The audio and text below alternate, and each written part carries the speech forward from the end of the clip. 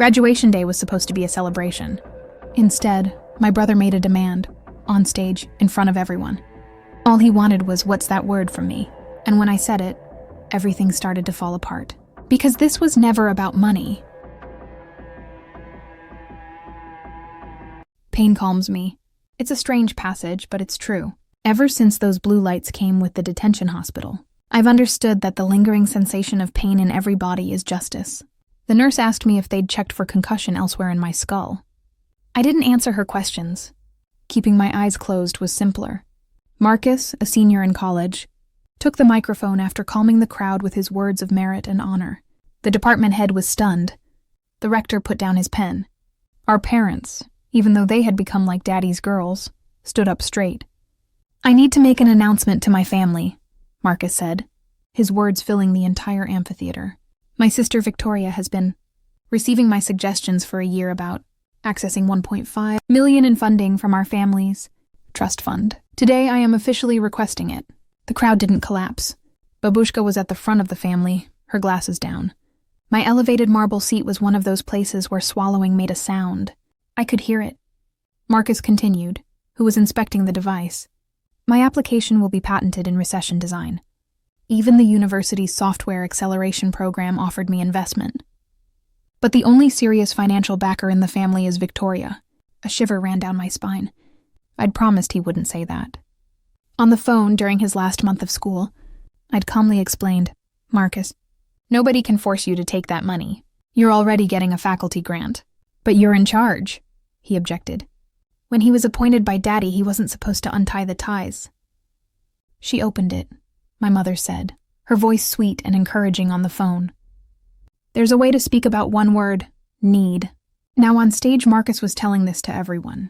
"When she refused," she continued, a cracked smile masking her demeanor, "my family began to reassess expectations of us as we grew up.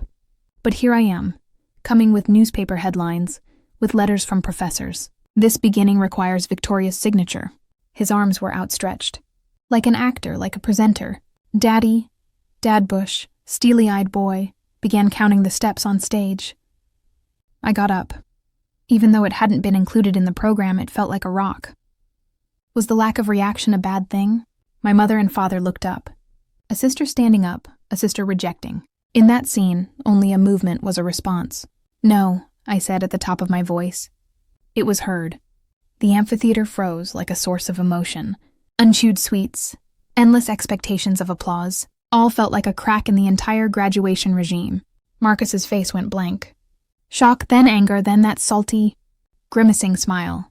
A staged version of manipulation. "Are you taking it seriously?" she shouted. "What happened to you, Victoria?" I replied no. Daddy stood up. My mother held his arm. Camera flashes started. Sounds began to mix, ready to be thrown into the sea of social media. A few people filmed it, the spread of the sweets emerging from the stream, like a shroud, turned into a general frenzy. The crowd stood up. Some booed. Others mocked the drama unfolding. Marcus stepped onto the stage. His name, like his calling. "Who paid for your job, your education? Even the dress you're wearing for this ceremony?" We stopped. That sentence contained millions of calculations and anxieties. "Through my own efforts," I said. "Working," she said in a hoarse voice.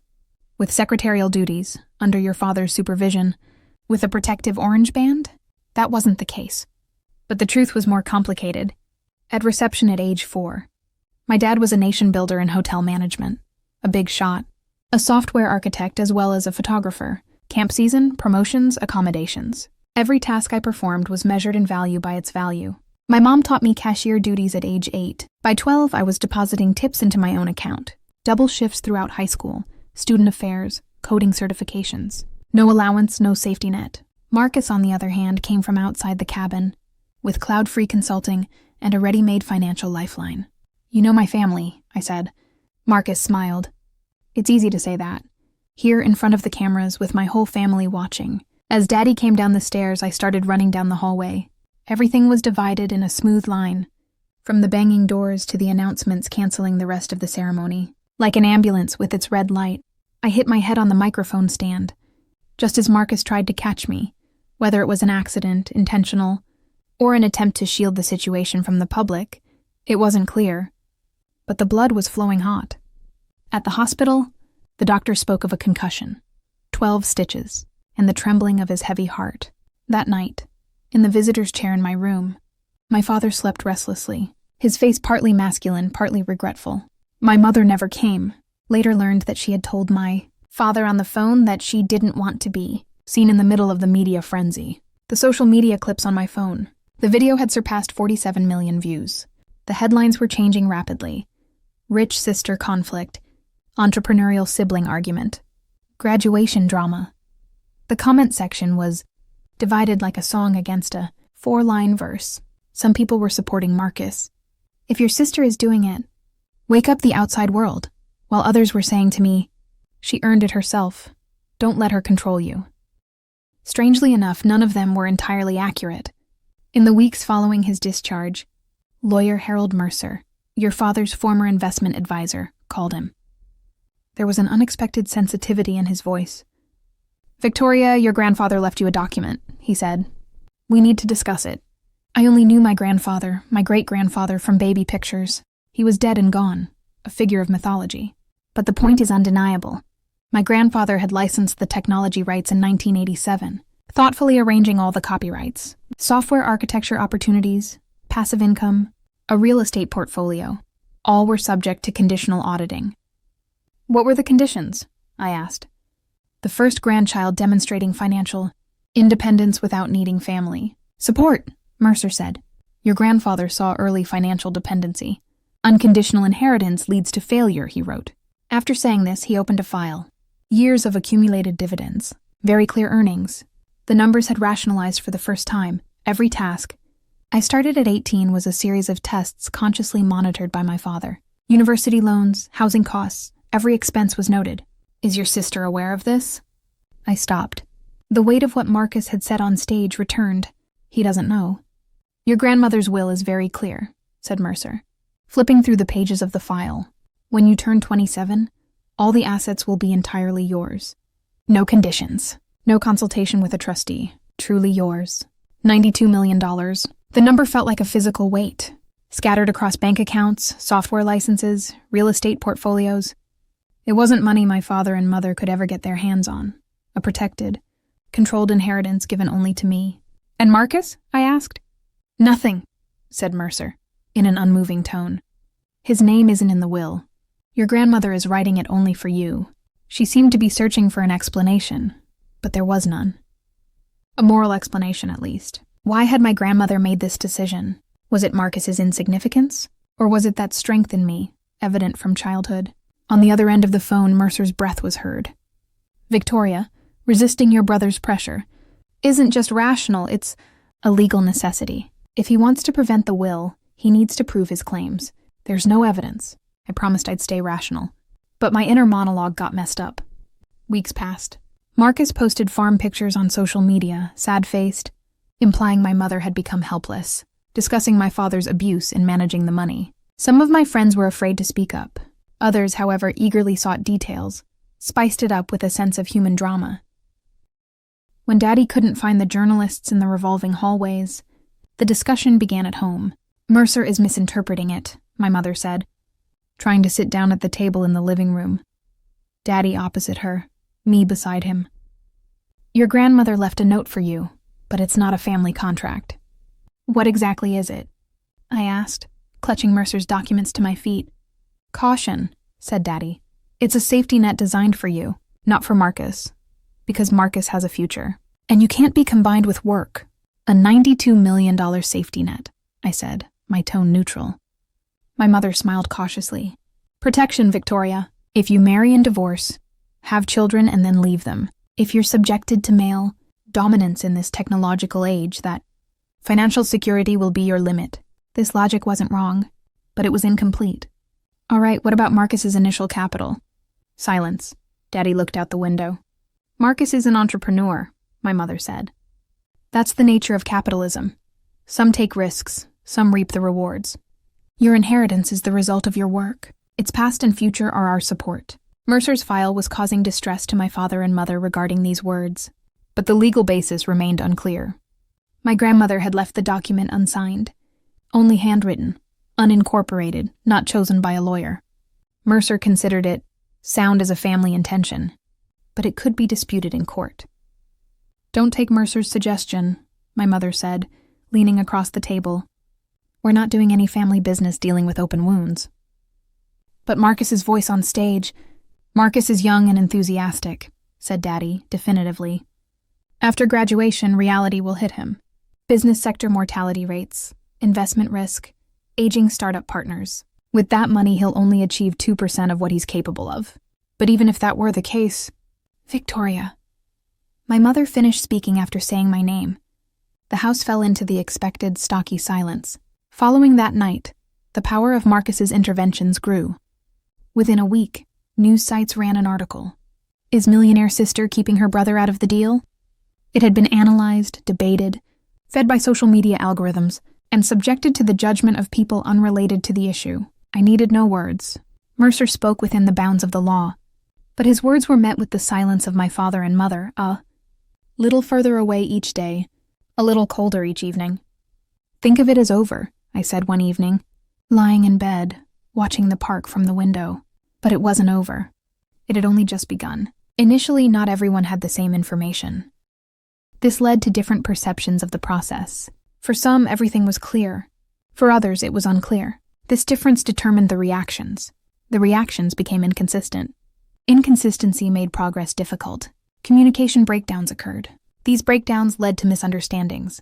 Misunderstandings increased tension. Tension affected decisions. Healthy steps could not be taken. Time was lost. This loss could not be compensated for, and the process progressed in a different direction than expected. The law office gleamed with the dull glint of marble. Harold Mercer made me a cup of coffee while hanging up his jacket. Before our conversation, after arranging the files on the table, he began with a very clear sentence. "Victoria, your brother's media pressure isn't a legal threat, but it resembles psychological warfare." He gestured for me to sit down. His voice was heavy with experience, sounding as confident as a lawyer's. "Your grandmother didn't just leave money. She built a strategic shield." She opened a tablet on her desk. Documents, scanned manuscripts, notarized originals, displayed before her. Each page was a layer of my grandmother's effort to protect me. Mathematical, complex and yet clearly intended. Through those documents, I understood. This wasn't just an inheritance. This was a pattern, a key to a castle, given to me by my grandmother, Mercer asked, his eyes scanning the room. "Money," I said, simple. "No," she said, shaking her head. "It's power. It's the purest form of autonomy, and I don't want men controlling you." That word, male, was heavy. It alluded to Daddy and Marcus, but there was something deeper. Mercer understood the gender dynamics, the family structure, the historical patterns that had made inheritance selective. "What has Daddy done so far?" he asked. I counted household bills, my name on the car insurance policy, even spending control mechanisms, including arguments with disliked friends. Even if Daddy didn't restrict access, he wanted to see his own balance. Mercer noted, "Financial control is the quietest form of violence. You're safe, your decisions, your income, all monitored, observed, subject to approval. Your grandmother saw this. That's why she created this fortress." She scrolled through the tablet, revealing an email. Dated 2018, a message from my grandmother to Harold. The text read, "If Martin, Daddy, tries to force early access to funds, or attempts to seize control of Victoria's assets, we will not be afraid to release all the evidence publicly. Fraud, tax evasion, secret accounts, it's all there. Protect Victoria, Harold, at any cost." I turned around and looked. "Is she talking about Daddy?" "Yes," said Mercer in a cold tone. "Since 1990, some companies have been trying to transfer 70% of the royalties from your grandmother's software licenses to other accounts, acting as if there are no legal limits." Her voice rose. "This is fraud, Victoria. Your grandmother proved it with documents. The signatures are forged, the handwriting is imitation. There are all the digital traces." I paused. Had Daddy, strict, controlling, but never guilty, done something illegal financially? To secure control over the inheritance? "Can you show me the documents?" I asked. Mercer opened a folder. Inside were the original contracts from 1990, notarized. Salin placed my grandmother's signatures side by side. Then she showed me my father's altered versions. The slant of the signature, The texture of the pen pressure, the spacing of the letters, all were subtle but distinctly forged. The signature analysis expert reported a low degree of similarity. At 98%, Mercer said. That's sufficient for a forgery court case. Another file opened on his desk. Bank records, charts, copyright payments, channeled to the holding company, averaging $2.3 million annually, under the joint trusteeship of my father and mother, outside of any oversight. If this comes out, I said, my lips parched. The family, Mercer said sharply. Yes, but Victoria, you are under protection. Your grandmother also kept the files within the institution. They were made into bushes, archived, and unconditionally protected. What do you mean, what do you want? I mean, if her father tries to put pressure on her, for money, control, anything, these documents will invalidate the attempt. Automatic freezing, no authorization, no access, and a file will be opened with the Internal Tax Service. I sensed a coldness in our son. His father hadn't asked for control, but he had tried to control him. Marcus's pressure, my mother's manipulations, everything concealed this underlying issue. Money had become not a non-existent right, but a stolen inheritance. Mercer, what am I going to do with these documents? For now, nothing, he said. Just so you know. But if Daddy insists, this shield will activate. The law is on your side. After he left, I sat in the car. Mercer's words thrashed around in my mind, looping and swelling. It was as if Daddy was checking on me when I couldn't open my accounts. When my lottery applications needed his signature, Marcus's calls for justice were unconsciously pursuing a crime. The phone rang. It was Mercer's secretary, the judge. News came from Ramirez's office. A guardianship hearing has been requested. In your father's name. My heart jumped. What? Our father has applied to the court. He says you are experiencing post-traumatic paranoia. You can't make financial decisions, and you've refused family counseling. He's requesting guardianship, financial management under third-party control. This meant declaring war. Trembled in front of the courthouse. Once social media learned about the trial, every media outlet sent its reporters. Headlines like, "Millionaire sister versus control-seeking father's case" gleamed. I was exposed to the public, turned into a commodity in the marketplace of the legal system. As we walked up the courthouse steps, Mercer handed me a bag. Inside are copies of your grandmother's documents, protection instructions. If Daddy gets too far, we'll open a case immediately. We entered the courtroom. My father and mother were seated in the front row. Next to my father was another lawyer, Klein, a renowned family law expert, who looked at him with a confident demeanor. Marcus was under restraint, but the prosecution was present as an observer. Judge Elena Ramirez sat in her robe. A file lay on her desk, thick and heavy, each page bearing the father's petition. He stated that, following the trauma, he had made irrational decisions, rejected family advice, become paranoid, and suffered from a psychological disorder that prevented him from making sound financial decisions. Klein delivered the opening statement. Her voice was loud and confident. Ms. Victoria Grant has impaired judgment. The incident on stage resulted in traumatic behavior. Medical assessments indicate that post-concussion, stress disorder led to the rejection of reasonable suggestions offered by the family. Mercer stood up. I object. Medical records that only cover the stage incident do not constitute a long-term psychiatric evaluation. Furthermore, the refusal of family counseling is everyone's right. The judge nodded. Go ahead, Mercer. Ms. Grant worked voluntarily for her family from the age of 3. She financed her university education with her own earnings. She has never been diagnosed with any mental health issues prior to the guardianship. Request? It lies within. The medical petition was written to regain control when the plaintiff's sister gained financial independence. The court fell silent. The judge stared intently at Mercer's words. Klein countered. The medical records speak for themselves. Dr. Patterson diagnosed trauma-related paranoia. Mercer pulled out a tablet. Dr. Patterson is your father's preferred psychiatrist. He works at the clinic. He evaluated Mrs. Grant once in a brief consultation, and her medical report is recent. This cannot be accepted as a clear application to the court. He showed the documents. The judge leaned forward and read them. He frowned. Mr. Mercer, is a second psychiatric evaluation necessary?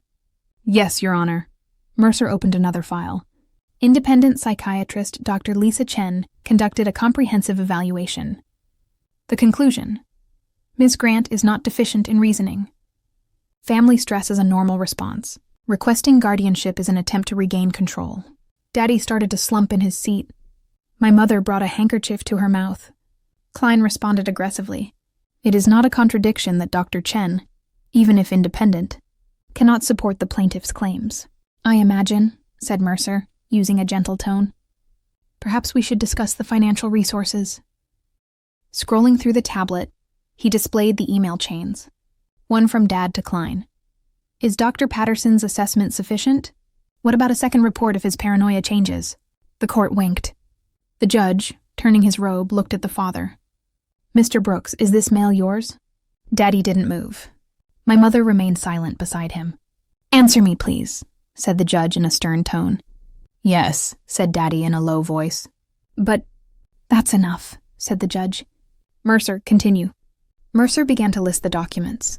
Banking records, copyright payments, millions that Dad and Mom had kept out of the child's reach, like a cash shower. The judge examined each page without uttering a word. Your Honor, said Mercer, the plaintiff has submitted this guardianship request to gain financial control. In addition, there is another issue. Swiping the tablet, he revealed my grandmother's handwritten email. Dated 2018, it was addressed to Mercer.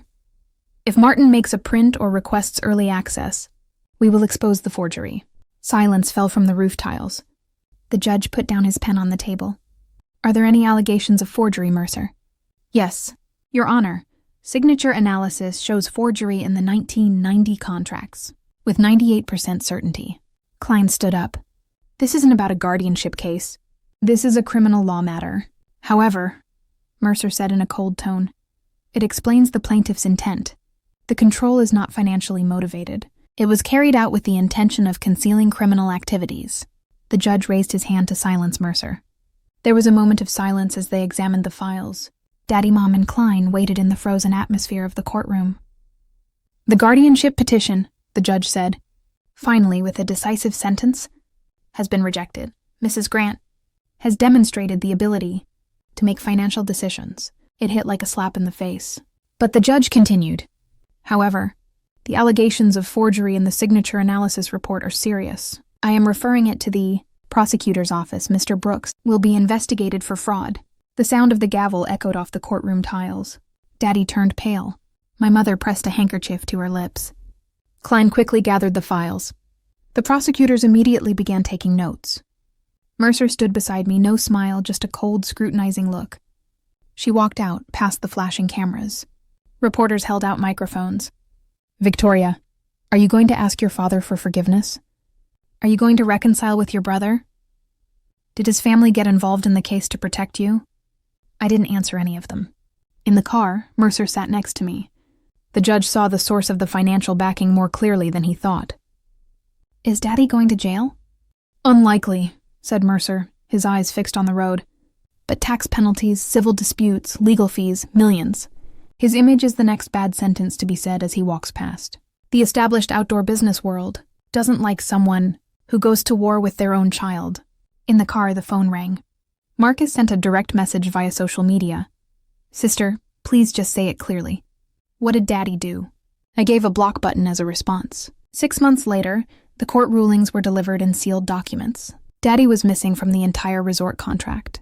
The sellers fled the news of the fraud. Gold-framed. The mansion was put up for auction at exorbitant prices. Dad moved to the city center. A timeshare kiosk, tourism consultancy, sales representative ID card, polyester tie. Mom settled into a one-room apartment.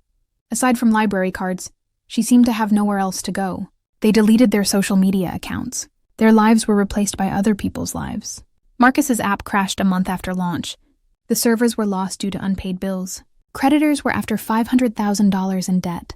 He drove around Miami in a red sports car, someone else's car, commuting night shifts, the sole paying interest. Mercer, step by step, structured the scholarship funds in the software field for single mother families, full scholarships for women. The first group of 12 students had gleaming laptops. On launch day, I visited the campus. The scholarship recipients shared their stories. Those on the night shift were skeptical of the code they were working with. One girl clutched her acceptance letter tightly. "This changes everything," she said. Daddy called once. He asked for references. I allowed him to fill out a voicemail. My mother sent the handwritten card. "I'm sorry. Return address, apartment number." I put it in a file unopened. Justin sent a text message. "Can we talk?" Blocking was enough. Finally, at the Mercer office, I signed the documentation. The transfer of the foundation was complete. All assets were entirely under my control. $92 million were no longer on my legal tablet. But in my thoughts, I choose how to use it, who to help and who to obstruct. "Your grandmother," said Mercer, taking off his glasses, "established the system. You lived through it. They both have a right to it." He watched the city from his window.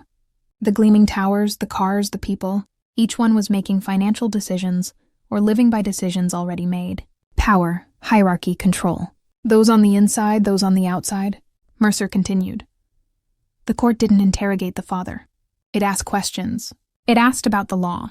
It asked about documents. When the questions were answered, the system changed. That's what went wrong, simply. I went. The city, at sunset, is centered on oranges and reds. My legacy, perhaps, is this: the power to question, to stop the answers to questions, to control what they claim to control. My money, now my voice. But my voice still carried the screams of Daddy and Marcus. Was that a high price? Yes. Did it have to be? Maybe. My grandmother didn't say what she would have done.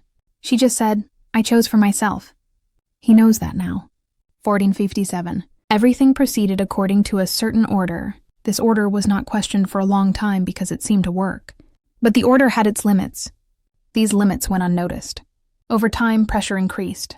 Pressure accelerated decisions. Accelerated decisions led to errors. Errors accumulated. The accumulated errors strained the system. The system's balance was disrupted. The old order could no longer function. A new structure was needed. But it was too late. And the result was inevitable. Mercer retired. He left me one more file. It was written with just one word. Later. I hadn't opened it. I knew what would be inside. My grandmother's observations, her calculations, maybe even the advice she wanted to give me. But back then, that file was a box of punishment. When Daddy lost in court, my house didn't disappear, but its stigma spread. Social media was scorching persistent. The headlines changed. From "Sister comes out" to "Dad turns out to be a swindler." But my name was in every single one. 3 years later, Mercer returned to work. "Are you ready for the file?" he asked, sitting in his office, now a smaller and more organized space. "Maybe," I said, as if it wasn't obvious. Mercer laughed. A genuine smile behind the lawyer's stony face. "Victoria, does time take too long to heal?" "If the war ends, the wounds will heal," I said. But this war hasn't ended. It's just paused. Mercer opened it. The file gleamed in the morning light. My grandmother's handwriting, in blue ink, with its cursive letters. The title, "To Victoria, About Freedom Without Control." I read it. Pages flew by through history. My grandmother had told me in her writings about my father's childhood, how he was controlled, how he was monitored, how he transformed his own feelings of self-guilt into financial pressure. She writes, "Martin loved me, but love became a tool of control. Money was wielded as a sword by parents. When they do this, I cut off funding. But Victoria, I'm writing to you. If you establish the same system for yourself, it won't change. It will only be passed down through generations. Instead, I want to set you free. Complete, unconditional, wounding freedom. Because without freedom, love is just chains." The pages continue. It's about the source, or lack thereof, of the father's flawed decision, his attempt to steal software licenses. My grandmother writes that his money became a symbol of his self-guilt. His urge to control stemmed from a fear of love. Because he couldn't control his daughter, my mother, he wanted to control his granddaughter. But you, Victoria, grew up differently. You weren't a secretary, you weren't a horse. You were an observer. You were an interviewer. I built your life as if you weren't. Therefore, I don't have the right to control you, only the right to protect you. And protection sometimes requires pausing for compromises and watching for mistakes. Mercer didn't speak as he turned the pages. The last page was different. A personal letter addressed directly to me. "Victoria, if you are reading this file, I am dead. And if this file has been opened, there has been trouble. Perhaps your father or mother has returned for financial control. Perhaps Marcus has returned. Or perhaps you have begun to doubt your own judgment and are seeking guidance. Whatever the case, I want to remind you, money is not control. Control is fear, and fear is never love. I love you because you are my granddaughter. I do not control you because you deserve to be your own person. If this map, this castle, this shield made you feel alone, then I have failed. But if it made you feel strong, then my work is complete. Your grandmother, Margaret. I didn't cry, but my eyes became wet. Mercer then tried to offer advice. Have you considered talking to Daddy? No, I said blunt. He's in ruins. Tax penalties, lawyer fees, reputational damage. Sometimes people can grow. Or, I said sharply, people could use the few years they were given to show what happened, multiplying their wrongdoings in the millions, with no regrets about taking their sister to court. Mercer remained silent. Maybe later, I said, whispering the last word. The scholarship program was growing. 5 years later, it had reached 50 students.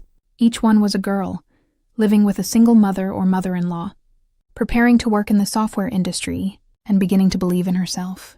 At the launch event, one girl, Amira, wanted to stand up and speak. On the marble stage, under the lights, Victoria Grant didn't write me a note, Amira said, using her handwritten voice. But she gave money. Money means hope that isn't there. Money means knowing that our father is dead, that our mother is unemployed, that our siblings can't go to school, and yet there's still an investment in the future. Amira talked about the internship she did. The company hired her. She shared her salary with her family. Her brother went to university after high school. While their mother worked a part-time office job, their son started learning coding with night classes. This chain, Amira said, her eyes looking at me, is extended instead of broken. When he came off the stage, he wanted to hug me. I let him. From the outside, things seemed calm. This calmness was deceptive, because different developments were taking place internally. These developments were not known to everyone. What was known was incomplete. Incomplete information led to misinterpretations. These interpretations affected expectations. Expectations did not reflect reality. When the truth emerged, there was shock. This shock caught everyone unprepared. Reactions were delayed. Delayed reactions slowed the process. The search for solutions remained limited. Options decreased, and events spiraled out of control. Social media went viral. The video, 9 years after the original graduation drama, was rediscovered. The algorithm brought back old perspectives and new reactions. The comment section had changed. Initial comments were harsh, even defensive, but the most liked ones were, did Victoria use it to control those who couldn't control themselves? No. She acquired something that couldn't be exchanged for money. Autonomy. Daddy would show respect to his child before going to court. Not after, but never. That's the system. The girl is right. The man made a mistake. Because money isn't a pleasant outing, it's a responsibility. Marcus sent a message 5 years later. He wrote, Sister, the beginning was unsuccessful, but I have a new venture. Should I need your support? I unblocked him. I replied, I consult Mercer. He might know what advice he can give you. Marcus didn't respond. But I see on his LinkedIn profile, he's currently the head coach of a team. No autonomy, no consulting, yes. Maybe that was good. Maybe it was less painful than his own failure. 8 years later, Daddy wrote to me again. A letter, handwritten, in a sealed envelope from the timeshare kiosk. Mercer took off his glasses before handing it to me. Read it or read it, the choice is yours, he said. I read it. Daddy wrote, Victoria, I was wrong. Big and simple wrong. Your money wasn't given to me, but I felt I had the right to control it, because my father did the same to me. The chains aren't easy to break. I'm proud of you. This is too late. But we said it. Your mother wants to see you, but she understands that perhaps you're right to say no. Can you talk without me? For the last time, I sat in silence. But this time, there was a vehicle at the edge of his room, that is, the election. Daddy writes at the end of the letter, Time is not the problem. Only it can be the problem. Mercer waited for the choice. Are you the answer? Yes, I said. But Mercer, I won't be answering. The letter's author will be Daddy. He'll write it himself. Mercer smiled. Buddhism. No, I said. Autonomy. Daddy will have a say in his own affairs. For the first time, in the scholarship program, 30 girls started in software engineering positions. Companies specifically wanted them. Amira became a principal software engineer. Another scholarship recipient wrote a mobile application that received hundreds of thousands of downloads. A third became a founding partner in a company based in the capital. Mercer wants to be informed about those meetings. Every engineer who comes into his office starts with, "From the Victoria Grant? Scholarship." Does my mother feel like she's hearing all this in that old apartment, using her computer like a library card? I don't know. Mercer sent her his email address, but there's no text.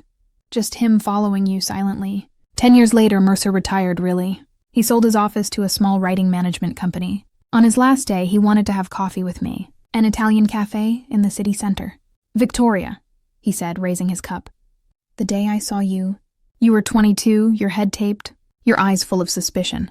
In the courtroom, your father was stepping on you. Your grandmother had power, but you were terrifying. Do I have the strength now?" I asked. "Yes," he said. "But you're not controlling the power. Instead of controlling it, you're distributing it. That's a higher power." Mercer died, and 2 years later, I saw his obituary in the newspaper. Harold Fletcher Mercer, a retired lawyer, is 89 years old. He changed people's lives, she writes, especially in the fight of a sister and her family. My mother emailed me a snippet of that death announcement. No angle, just a sharing, for me to keep to myself. 13 years later, Marcus called. His voice was different, aged, a little fragile. "Sister, we heard the news. Daddy is in extremely bad shape. Heart problems. The doctors..." He didn't stop. He didn't finish. He knew that words weren't enough. "What was written in the file Mercer left me?" I asked. "I don't know," said Marcus. "It said later," I said. "Maybe later now." I got in the car. I drove to the hospital where Daddy was. He was lying in the room, thin and gray.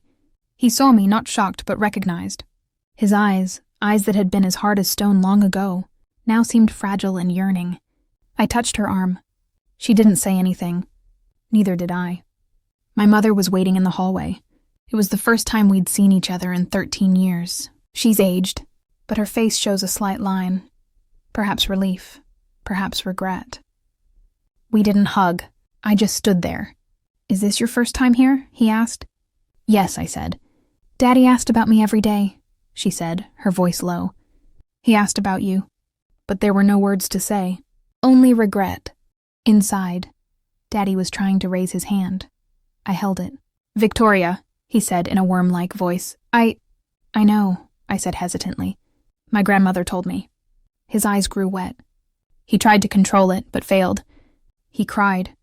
Not completely, but that empty, dry cry, the last of a villain. The clock ticked through the hospital halls. No one spoke. But the touch wasn't a word. It was about language. Lost time and a mistake of consciousness. Daddy died 2 months later. The funeral procession arrived with a silent agreement. Marcus and my mother sat there in the afternoon. I sat in the next row. The priest spoke, but I didn't listen to much of it. I just looked at Daddy's face for the last time, a reconciliation after death. The earth settled on his grave. My mother wept. Marcus remained still. I didn't move at all. My strength felt isolated. Then a call came from Mercer's office. The new lawyer, Mercer's handyman, had sent me a package. Your father's will. There were no surprises inside. Daddy had left almost nothing. But one letter, addressed to Victoria, was sealed. I read it. My daughter, I'm a failed father. But the reward came to you. All the money, the mistakes, the mismanagement, but you did the right thing. From being autonomous to uplifting others. Your grandmother saw personality. I tried to suppress it. It wasn't suppressed. Is gratitude too much? Yes. Is it enough? Never. But it's okay. I apologize, Victoria. The letter fell to the table. The handwriting was shaky but clear. Daddy had made one last effort to regain control of himself. The final chapter, the modern part. 15 years later, Amira, one of the original fellows, proposed an advertising project to me. Sister scholarships. As a solution to the impasse in the software industry. Media coverage, supporting stories. I accepted. At the draw, Amira sat on stage, now, chief software officer, earning $100,000 a month, at a new company in Seattle. She told her story. Then she said, Victoria Grant, I never knew my father. But Victoria gave what he didn't. That's equivalent to my percentage change. The audience applauded. Mercer's office, a recorded pre-message. It was made after his death. His voice is weak but clear. Victoria, I'm Harold, Mercer. If you're watching this, I'm gone. But it's not over. Your grandmother started it. You continue it. Build systems that aren't like Daddy's. A legacy without control. This is harder, but you can do it. You will do it. He drew a map. He established a system. Uncontrolled love, it happened. The final scene was simple. I sat in Mercer's office, which is now my office, the new lawyer's office. On Mercer's desk was a file. From Victoria for after. I opened it. Inside were the original file, my grandmother's handwriting, crumpled pages, and a note added by Mercer. Victoria, control is always an illusion. Love is the only truth. Your grandmother showed you. You show others. I closed my eyes. From the stage, from the office window, millions of lives shining in the city, each one making choices, financial decisions, deciding to control or to let go. My legacy, perhaps, is this: to break systems, to change patterns, to show new girls that they are the ones empowering people. Mercer's words were sweetened. This is a higher power. Perhaps it was. Perhaps failure, Daddy, was me success. Uncontrolled love, that was the foundation of what I built. I closed the file. I laid it on the table. Mercer's legacy library gleamed beside me. Each file a story of war. Each war a story of freedom. The phone rang, my mother. It was the first time she'd called from my number. I answered. Victoria, she said, her voice trembling. Another girl applied to university. She has Daddy's last name, but she has her own name, her own choice. She got a scholarship? I smiled. Yes, Mom, she bought it. Good, she said. Daddy would be happy to know that. Maybe she knows, I said. I don't know, but it doesn't matter. The good thing is that girl has a choice. Silence on the phone, but different. Not empty, but full. Thank you, Victoria, my mother said finally. Grandma was right. Yes, I said. He was right. At this point, it was impossible to summarize everything that had happened under a single heading. What had transpired consisted of many, seemingly independent but actually interconnected details. Some facts were obvious. Others only gained meaning as time passed. Therefore, it would be prudent to draw hasty conclusions.